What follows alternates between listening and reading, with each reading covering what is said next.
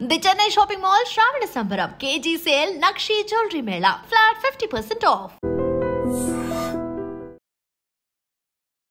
Hi hello నమస్తే welcome back to our channel. నేను మీ వైషు. ఇప్పుడు తెలుగు సినీ పరిశ్రమలో కార్మికులు తీసుకున్న సమ్మె సినీ పరిశ్రమనే కుదిపేస్తుందని చెప్పాలి. అంటే సోమవారం నుంచి మొత్తం అన్ని షూటింగ్స్ బంద్ చేసేసి మేము పని చేయం, మా కోసం 30% పెంచితేనే పని చేస్తాము అని చెప్పడం నిర్మాతల్లో ఒక క్వశ్చన్ మార్క్ తీసుకొచ్చింది అనే దానికంటే వాళ్ళకి కాకపోతే ఇంకొకరు వస్తారు అనే ఇదిలో నిర్మాతలు ఉన్నట్లుగా కనిపిస్తుంది. మరి ఇప్పుడు తెలుగు సినీ పరిశ్రమ పరిస్థితి ఏంటి, ఈ విషయం గురించి మాట్లాడడానికి ఈరోజు నాతో పాటు సోషల్ యాక్టివిస్ట్ కృష్ణకుమారి గారు మేడంతో మాట్లాడదాం. హలో మ్యామ్, నమస్తే. నమస్తే. బాగున్నారా మ్యామ్? ఈ సమ్మ ముందు నుంచే వీళ్ళు వేతనాలు పెంచమని అడగడం, మేము పెంచమని చెప్పడం, డైరెక్ట్గా పూర్తిగా షూటింగ్స్ ఆపేయడం, మళ్ళీ ఇది అసలు ఎప్పుడు ఉస్తాద్ భగత్ సింగ్ కోసం షూటింగ్ కోసం ముంబై నుంచి పనులను తీసుకొస్తే ఇక్కడ అది కూడా అడ్డుకోవడం వల్ల ఇంకా కొంచెం పెద్ద ఉద్రిక్తత పెరిగిందనే చెప్పుకోవాలి. సో ఏం జరగబోతుంది అంటారు మ్యామ్? ఇప్పుడు ఎక్కడైనా ఒక కార్మికుడికి ఒక కార్మిక సంఘంలో ఉండే హక్కు, కార్మిక చట్టాలను అమలు చేయమనే హక్కు ప్రతి కార్మికుడికి ఉంటుంది. ఇంక దీంట్లో ఇది నాన్ నెగోషియబుల్. అసలు ఇందులో నెగోషియేషన్ చేయడానికే లేదు. అయితే ఫ్యాక్టరీల్లో సమ్మెలు ఇవన్నీ మనం ఒకప్పుడు వినేవాళ్ళం. అయితే ఈ మధ్యకాలంలో ఒక 10-15 సంవత్సరాల నుంచి ఏమైందంటే అసలు రిక్రూట్మెంట్స్ ఆపేసేసి ఒక కార్మికుడికి కార్మిక చట్టాలు ఎట్లా రక్షణనిస్తాయి అనే దాని మీద ఈ యాజమాన్యాలు ఏం ఆలోచించినాయి అంటే ఒక పర్మనెంట్ ఎంప్లాయీకి ఉండే హక్కులు ఒక కాంట్రాక్ట్ ఎంప్లాయీకి ఉండవు.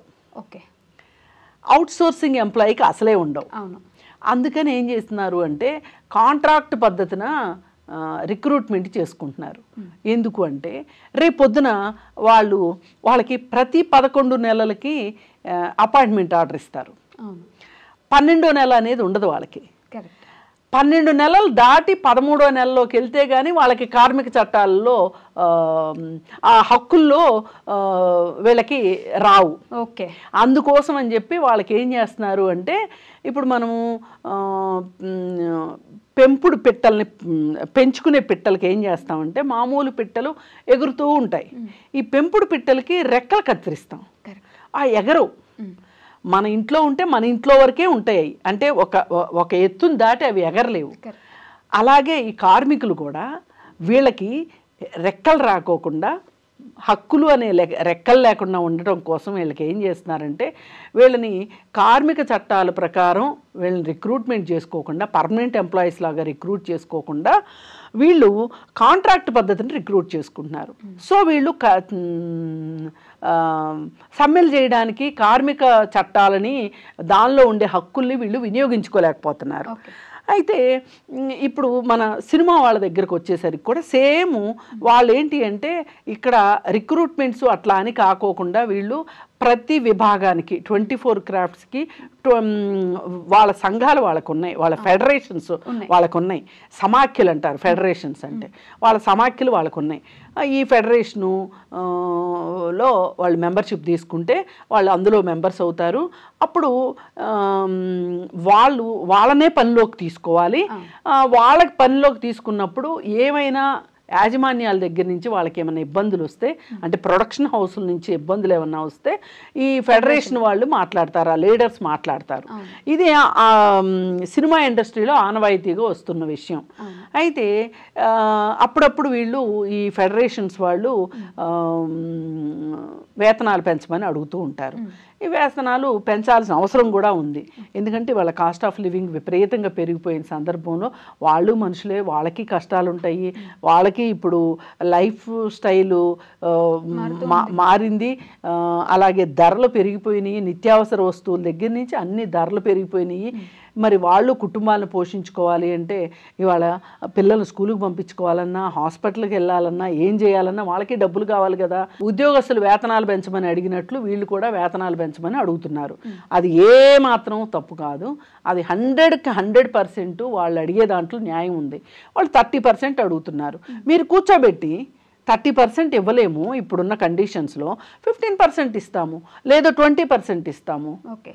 అని మాట్లాడుకోవాలి. ఇదంతా మాటలతోటి సంప్రదింపులతోటి జరగాల్సిన విషయాన్ని ఏకపక్షంగా మేము అసలు పెంచము, అసలు ఈ ఫెడరేషన్స్లో చేరాల్సిన అవసరం లేదు, అసలు ఈ ఫెడరేషన్స్ ఎందుకున్నాయి అని మాట్లాడే హక్కు పనొచ్చిన వాళ్ళని బయట నుంచి తెచ్చుకుంటాం ఉండదు కదా. అప్పుడు మేము తెచ్చుకుంటాము అంటే వీళ్ళు చీప్ లేబర్ని తెచ్చుకుంటారు, బయట నుంచి తెచ్చుకుంటాం మేము, మీతో మాకు పని ఏంటి అని మాట్లాడుతున్నారు. ఇన్నాళ్ళు ఈ సినిమా ఇండస్ట్రీని నమ్ముకుని ఉన్నందుకు వీళ్ళు ఇప్పటికిప్పుడు వీళ్ళు ఎక్కడికి వెళ్ళాలి?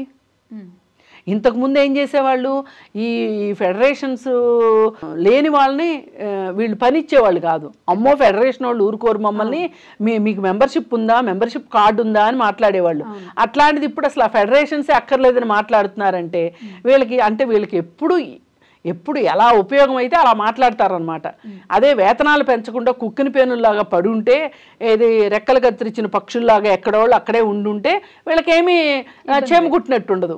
అయినా వీళ్ళకి సిగ్గుండాలి ఒకటి, ఏంటంటే పాన్ ఇండియా సినిమాలు తీస్తున్నాము, ఓ అబ్బో ఇంకేముంది, అసలు మా తెలుగు సినిమా ఇండస్ట్రీ ఎక్కడికో వెళ్ళిపోయింది, ఆస్కార్ లెవెల్కి వెళ్ళిపోయింది అని ప్రగల్భాలు పలుకుతారు కదా. మరి ఈ ప్రగల్భాలన్నీ ఏమైపోయినాయి? వెళ్ళిపోయింది మాట వాస్తవమే కదా. అవును వెళ్ళింది, మరి వెళ్ళినప్పుడు ఏం వేతనాలు పెంచలేరా? అంటే డబ్బులు మీరే తింటారా? మీరు పనిచేసిన వాడికి పంచరా? మీరే తింటారా అన్నీ? ఇది ఎక్కడ న్యాయం? అందుకే ఇవాళ ఇండస్ట్రీ ఒక బలమైన నాయకుడిని కోల్పోయింది. దాసరి గారు లాంటి నాయకులు ఉండున్నట్లయితే, దాసనారాయణరావు గారు లాంటి వాళ్ళు ఉండున్నట్లయితే వాళ్ళ తరఫున ఆయన నుంచునేవాళ్ళు. దాసరి పద్మ గారు నుంచునేది ఈ ఫెడరేషన్స్ తరఫున. చాంబర్ ఇప్పుడు నిలబడకపోగా చేతులు ఎత్తేసింది, వాళ్ళు ఇవ్వనన్నారు అంతే చెప్పేసింది. అంటే నువ్వేనా చాంబర్ పోస్ట్ మ్యానా? వీళ్ళకి చెప్పే మాట వీళ్ళకి, వాళ్ళకి చెప్పే వాళ్ళ మాటకి చెప్పేసేసి నాదే ఉంది అనుకో, ఇంకా చాంబర్ ఎందుకు? ఎవరు మాట్లాడాలి వీళ్ళ తరఫున? వీళ్ళ తరఫున ఫిలిం చాంబరే నిలబడాలి. ఇప్పుడు 24 క్రాఫ్ట్స్ అండి ఇవి, ఏ ఒక్కరు లేకపోయినా ఏ పని జరగదు. ఇప్పుడు మన ఆఫీస్ ఉంది, ఒకరోజు స్వీపర్ రాకపోతే ఏంటి పరిస్థితి చెప్పండి? స్వీపర్ ఏమన్నా ఎడిటింగ్ చేస్తుందా? స్వీపర్ ఏమన్నా ఇంటర్వ్యూ చేస్తుందా? కెమెరాలు పట్టుకుంటుందా? ఆఫ్టర్ ఆల్ స్వీపర్ ఎంత అని అన్నాం అనుకోండి, ఆఫీస్ గబ్బులు వేసిపోద్ది. ఇప్పుడు ఒక వ్యవస్థ నడవటానికి ఒక పెద్ద మేనేజర్ ఎంత అవసరమో ఒక పారిశుధ్య కార్మికుడు కూడా అంతే అవసరం. ఖచ్చితంగా. అందుకని ఎవరి శక్తి మేరకు వాళ్ళు ఎవరి పని వాళ్ళు చేస్తారు, ఎవరి డ్యూటీ వాళ్ళు చేస్తారు. మరి అలాంటప్పుడు ఎవరి డ్యూటీ వాళ్ళు చేసినప్పుడు ఎవరికి దక్కాల్సిన ప్రతిఫలం కూడా వాళ్ళకి దక్కాలి కదా. ఏం సినిమా వాళ్ళు హీరోలకి ఇంతంత రెమ్యూనరేషన్ ఇవ్వాల్సిన అవసరం ఏమొచ్చింది? ఏ సినిమా హీరోలు రెమ్యూనరేషన్ తగ్గించుకోవచ్చుగా? 100 కోట్లు రెమ్యూనరేషన్స్ తీసుకుంటున్నారు. అంత రెమ్యూనరేషన్స్ తీసుకోమాకండి. పైగా మొత్తం ఉల్టా పల్టా చేసేసి అసలు యూనియన్లు ఎందుకు అనేదాకా మాట్లాడేదాకా వచ్చారు అంటే మీకు ఎంత ధైర్యం? అసలు ఫెడరేషన్లోనే ఎందుకు ఉండాలి? వీళ్ళు కాకపోతే ఇంకొకరు. పైగానంట మీరు అన్ని డబ్బులు పెట్టి అసలు ఆ ఫెడరేషన్లో మెంబర్షిప్లు ఏంటి, అదేంటి ఇదేంటి అని ఇప్పుడు మాట్లాడుతున్నారు. ఇది ఎప్పుడు మాట్లాడాలి మీరు? అసలు ఫెడరేషన్ పెట్టకముందు మాట్లాడాలి. ఫెడరేషన్లో వాళ్ళు ఎక్కువ డబ్బులు తీసుకుంటున్నారు యూనియన్స్ వాళ్ళు అని మీకు ఇప్పుడు తెలిసి వచ్చిందా? మీకు జీతాలు పెంచమనేసరికి అది గుర్తొచ్చింది మీకు. ఎంత తెలివితేటలండి. అంటే డబ్బులున్న వాళ్ళు ఏ ఆట ఆడినా బాగానే ఉంటుంది అన్నట్లు. అంటే వీళ్ళు ఎలా ఉంటున్నారంటే ప్రొడ్యూసర్స్ లేకపోతే ఇండస్ట్రీయే లేదు అనే ఒక ఉద్దేశంలోకి ప్రొడ్యూసర్ బాగుండాలంట. అవును కరెక్టే, ప్రొడ్యూసర్ బాగుండాలి. ప్రొడ్యూసర్ బాగుండటానికి ఎవరేం చేశారో చెప్పండి. ఈ కార్మికుల అంటే కార్మికులే కావాలా ప్రతిసారి నష్టపోవటానికి? మిగతా వాళ్ళందరూ ఏం చేస్తున్నారు? ప్రొడ్యూసర్ బాగుండటానికి ఒక డైరెక్టర్ తక్కువ తీసుకోవచ్చు, ఒక హీరో తక్కువ తీసుకోవచ్చు, హీరోయిన్కి ఎట్లాగూ తక్కువే ఇస్తారు. హీరోయిన్ గురించి అక్కర్లా, ఒక సైడ్ క్యారెక్టర్కి ఇచ్చినంత ఇస్తున్నారు వాళ్ళ హీరోయిన్కి. అందుకని చెప్పి ఏం మాట్లాడుకున్నా ఇక్కడ యూనియన్లు అనేవి లేకపోతే పురుషులు ఒక రకంగా దోపిడీ చేయబడతారు, స్త్రీలు ఇంకొక రకంగా దోపిడీ చేయబడతారు. ఓకే, ఇప్పుడు అసలే సంఘాలు ఉంటేనే కాస్టింగ్ కోచ్ జరుగుతుంది. సంఘాలు కూడా లేకపోతే ఇంకా కాస్టింగ్ కోచ్కి ఇంకా అంతు పొంతు ఉంటుందా? కానీ ఒకప్పుడు ఎవరు మాట్లాడేవారు మ్యామ్ ఇవన్నీ ప్రాబ్లమ్స్ అన్నీ వచ్చి లేదు సినిమా ఇండస్ట్రీ ఇలా ఉండాల్సిందే అని ఎవరైనా మాట్లాడేవారు? దాసరి గారు లాంటి వాళ్ళు మాట్లాడేవాళ్ళు. మా అసోసియేషన్ మాట్లాడాలి, అసలు మా అసోసియేషన్ ఉందో లేదో తెలియదు. ఇప్పుడు విష్ణు మా అసోసియేషన్ ప్రెసిడెంట్, ఆయన ఆయన ఎక్కడుంటాడో తెలియదు. మూవీ ఆర్టిస్ట్ అసోసియేషన్ పట్టించుకోవాలి. అలాగే ఎందుకు మూవీ ఆర్టిస్ట్ అసోసియేషన్ కూడా పట్టించుకోవాలి అంటే దీంట్లో కారణం ఏంటి అంటే ఇప్పుడు ఈ కార్మికులకి పనికి రామన్నారనుకోండి, వేరే కార్మికులను రానివ్వలేదు అనుకోండి, వాళ్ళు షూటింగ్లు ఆగిపోయినాయి అనుకోండి, అందరికీ నష్టమేగా. రిలీజ్ డేట్ ఆల్రెడీ ఇచ్చేస్తుంటారు. అలాగే షూటింగ్స్ ఆగిపోతే ప్రొడ్యూసర్కి వడ్డీలు భారం పడుతుంది. వడ్డీలు భారం పడటానికైనా ఒప్పుకుంటున్నారు తప్పితే వీళ్ళకి వేతనాలు పెంచడానికి ఇప్పుడు 30% అనేది వీళ్ళు ఎలాగూ బేరాలు ఆడతారని తెలిసి వాళ్ళు 30% అన్నారనుకోండి, 10% పెంచండి. ఈ సంవత్సరం 10% తీసుకోండి, వచ్చే సంవత్సరం ఇంకో 5% తీసుకుందరు కానీ అని సామరస్యపూర్వకంగా కన్విన్సింగ్గా మాట్లాడాలి తప్పితే అవసరమే లేదు మాకు అసలు మీతో అవసరం లేదు, అసలు యూనియన్లో లేకపోయినా మేము తీసుకుంటామని మాట్లాడుతున్నారు అంటే ఇంక రేపటి నుంచి వీధి పోరాటాలు మొదలవుతాయి. అసలు పైగా ఈ సినీ కార్మికులు ఏ రోజు డబ్బులు వస్తే ఆ రోజు వాళ్ళు బతికే రకాలు. నెల మొత్తం వాళ్ళకి పని ఉండదు, 15 రోజులు పని ఉంటుంది. వీళ్ళు ఏమనుకుంటున్నారు అంటే వీళ్ళకి కడుపు మాడితే పొట్ట మాడితే చచ్చినట్టు వాళ్ళే వస్తారు. ఇప్పుడు వాళ్ళు వచ్చిన తర్వాత ఇప్పుడు ఫెడరేషన్స్ ఎందుకు అని, యూనియన్లు ఎందుకు అని మాట్లాడుతున్నారు కదా వీళ్ళు.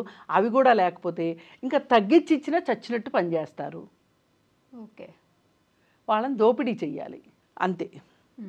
ఆ దోపిడీ కోసమే వీళ్ళు తెరదీశారు. మీరు వేతనాలు పెంచమంటారా?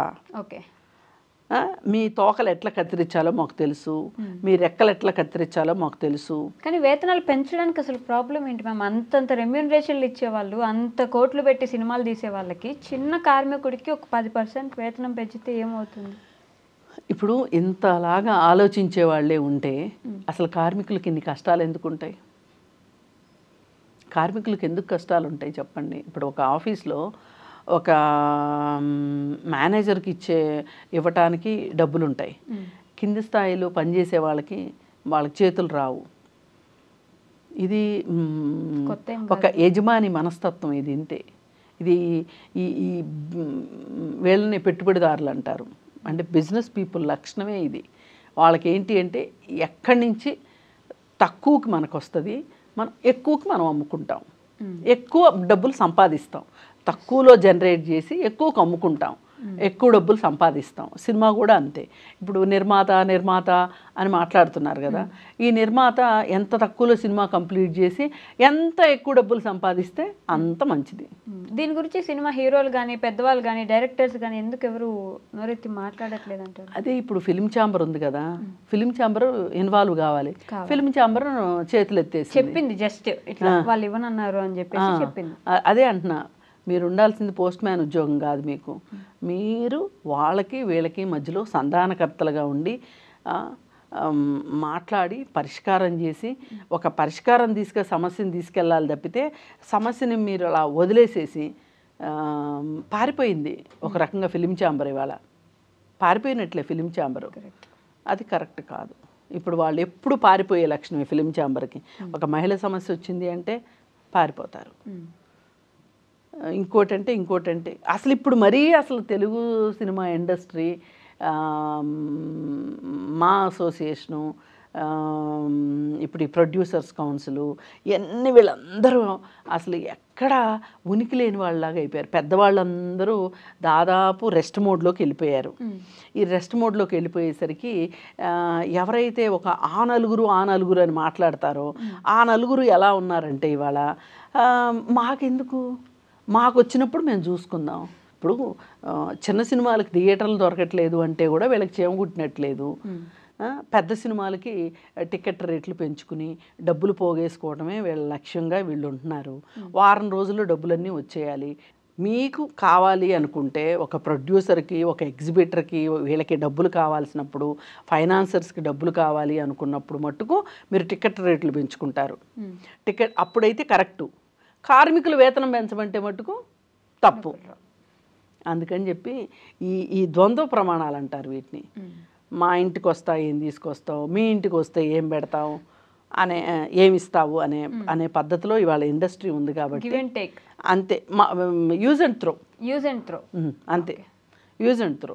పని చేయించుకున్నామా, ఎంత తక్కువకు వాళ్ళ దగ్గర నుంచి పిండుకున్నామా, వాళ్ళని వదిలేసామా. ఇప్పుడు యూనియన్ అంటూ లేకపోతే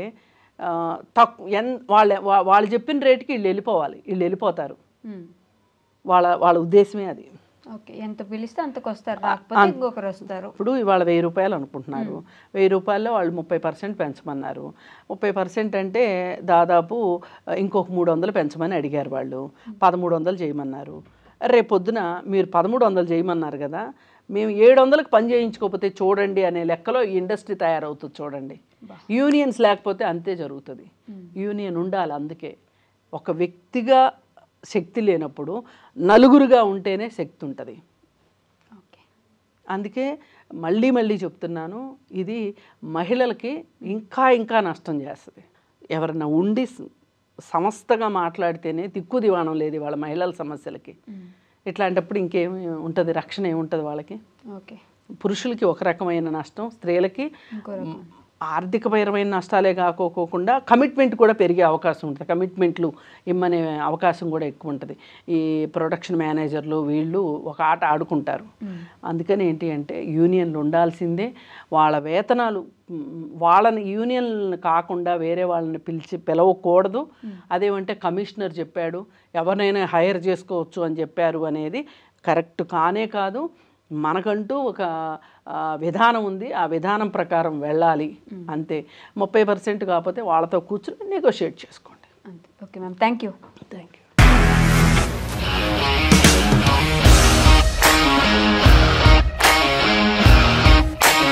ఇండస్ట్రీలో కమిట్మెంట్ ఇష్యూస్ వస్తే నీకు కూడా వచ్చినట్టు? మార్నింగ్ తీసుకెళ్ళాడంటే కొట్టి పడేస్తాడు.